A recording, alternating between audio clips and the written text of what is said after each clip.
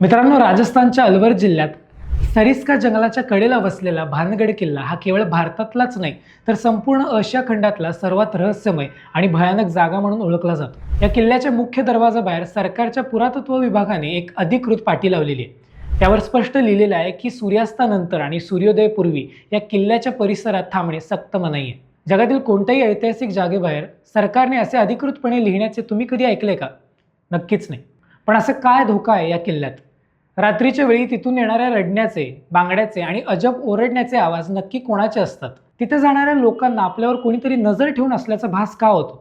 स्थानिक लोक सांगतात की जे कोणी सूर्यास्तानंतर या किल्ल्यात जातो आणि आत थांबण्याचा प्रयत्न करतो तो जिवंत परत येत नाही। पण या भूताकेतांच्या आणि शापांच्या कथांच्या पलीकडे जाऊन जर या ओसाड पडलेल्या किल्ल्यांमागे खरी ऐतिहासिक आणि दंतकथांपेक्षा जास्त धक्कादायक असेल तर नक्की काय घडले होते या भव्य भानगड किल्ल्यात? राजकुमारी रत्नावती आणि त्या तांत्रिकचा शाप नक्की काय होता? आणि या भूताटकीच्या कहाण्यांमागे नक्की कोणतं सत्य दडलेलं आहे? हेच आज आपण या व्हिडिओमध्ये अत्यंत सविस्तरपणे समजून घेणार आहोत। नमस्कार, मी रोनक, तुम्ही पाहताय अनफिल्टर्ड महाराष्ट्र। भानगड किल्ल्याची स्थापना इसवी सन 1573 मध्ये राजा भगवंत दास यांनी त्यांचे लहान मुलगे माधव सिंग यांच्यासाठी केली होती। हा किल्ला आपल्या काळात प्रचंड श्रीमंत आणि गजबजलेला होता। किल्ल्याच्या आत राजवाडा, भव्य बाजारपेठ, मंदिर आणि विहिरीची उत्तम रचना होती। परंतु 16व्या शतकात असं काहीतरी घडले की एका रात्रीत हे संपूर्ण शहर आणि किल्ला ओसाड झाला। या विनाशा मागे प्रमुखाने दोन मोठ्या कथा सांगितल्या जातात। पहिली कथा आहे साधू बालूनाथ यांच्या शापाची। असं म्हटलं जातं की साधूंनी राजाला एका अट्टीवर किल्ला बांधण्याची परवानगी दिली होती। राजवाड्याची सावली त्यांच्या तपश्चर्याच्या जागेवर पडता कामा नये। परंतु पुढे जाऊन राज्याच्या वंशजांनी राजवाड्याची उंची वाढवली आणि त्यांची सावली साधूंच्या जागेवर पडली। रागवलेल्या साधूने शाप दिला आणि संपूर्ण भानगड किल्ला एका रात्रीत उद्ध्वस्त झाला।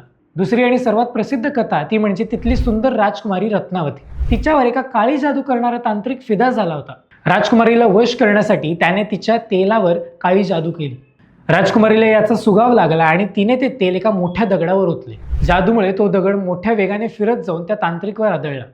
मरण्यापूर्वी त्याने भानगड किल्ल्याला शाप दिला की या किल्ल्यातील प्रत्येक नागरिक अकाली मृत्यू पावेल आणि त्यांचे आत्मे कधीही मुक्त होणार नाहीत। या घटनेनंतर काही दिवसांतच युद्ध झाले ज्यामध्ये राजकुमारीसह सर्व नागरिक मारले गेले। पण विज्ञान आणि इतिहास वेगळंच काहीतरी सांगतो।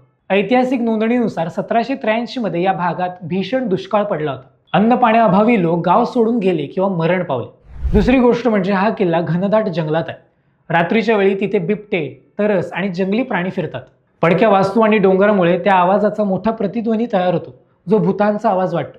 तसेच रात्रीच्या वेळी प्राण्यांचा हल्ला होऊ नये आणि ऐतिहासिक मूर्तींची चोरी होऊ नये म्हणून सरकारने रात्री तिकडे जाण्यास बंदी घातली आहे। भानगड किल्ला हा कथा आणि वास्तव यांच्या सीमेवर उभा आहे। तिथे भूत आहे की नाही हा ज्याचा त्याचा वैयक्तिक श्रद्धेचा भाग आहे, पण तिथल्या शांततेमध्ये एक वेगळीच गूढ ऊर्जा नक्कीच आहे। तुम्हाला काय वाटतं कमेंट करून नक्की सांगा। व्हिडिओ आवडला असेल तर लाईक आणि शेअर नक्की करा आणि चॅनलला सबस्क्राईब करायला विसरू नका। भेटूया पुढच्या व्हिडिओमध्ये। धन्यवाद।